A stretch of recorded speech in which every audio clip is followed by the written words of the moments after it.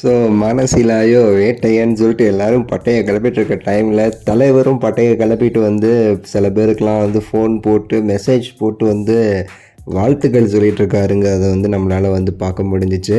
So அதை பற்றி தான் பேச போகிறோம். சூப்பர் ஸ்டார் அவர்களுடைய வேட்டையன் முதல் பாடல் மனசிலாயோ வேட்டையன் ஹண்டர் அப்படின்னு சொல்லிட்டு வந்து ஹண்டர் வந்தார்னு தலைவரை வந்து வெறியாக வந்து கொண்டு வந்திருக்காங்க. பட்டையை கிளப்பிட்டு போயிட்டுருக்குங்க. கேட்க இப்போ வரைக்கும் நான் மட்டுமே ஒரு 15 தடவை கேட்டிருப்பேன். நீங்களாம் எப்படி கேட்டிருப்பீங்க தெரியல. ஆஃபீஸ்லேருந்து வீட்டு வர வரைக்கும் ஃபுல்லாக பாட்டை போட்டு கேட்டுட்டு இருந்தேன். ஸோ நீங்களும் வந்து மாதம் வந்து கேட்டிருப்பீங்கிறதுல மாற்றுக்கிறது கிடையாது. ஆக்சுவலாக கொஞ்சம் லேட்டு நம்ம பிகாஸ் வந்து நம்மளாம் ஆஃபீஸ் ஒர்க் அது இதெல்லாம் இருக்குது, அதனால் வந்து லேட் ஆகுது.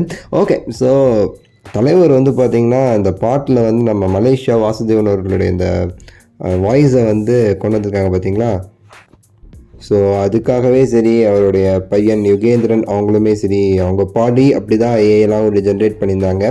ஸோ அவங்க பையன் யுகேந்திரன் அவர்களுக்கு வந்து மெசேஜ் அனுப்பிச்சு ரொம்ப நன்றி பாட்டு பாடி தேர்வு பண்ணதுக்கு, உங்கள் அப்பாவை பற்றி அப்படி இப்படின்னு சொல்லிட்டு தலைவர் வந்து அவங்க அப்பா மலேசியா வாசுதேவன் அவர்கள் பற்றி நிறைய விஷயங்கள் பேசி வந்து ஒரு வாய்ஸ் நோட் அனுப்பி இந்த பாட்டு பெரிய ஹிட் ஆக போகுது, உங்களுக்கு ஒரு பெரிய பேர் கிடைக்கும் அப்போலாம் சொல்லி செமையாக வாழ்த்திருக்காராமா.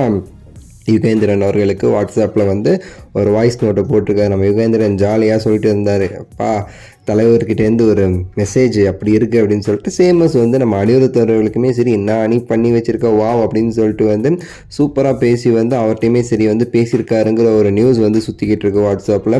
இந்த மாதிரி வந்து இந்த பாட்டு பாடுனா அந்த லேடிஸ் அப்படி இப்படின்னு சொல்லிட்டு முக்கியமான நபர்களுக்கு வந்து ஃபோன் பண்ணி வாட்ஸ்அப் மூலமாகவுமே சரி அவருடைய வாழ்த்துக்கள், இந்த பாட்டு பெரிய ஹிட் ஆகும், இப்போவே வந்து கேட்டவங்களாம் அப்படி நல்லா இருக்குங்கிறாங்க, சூப்பர் அப்படின்னு சொல்லிட்டு பல பேருக்கு அவருடைய வாழ்த்துக்களையும் நன்றிகளையுமே வந்து சொல்லிட்டு இருக்காராமா தலைவர்.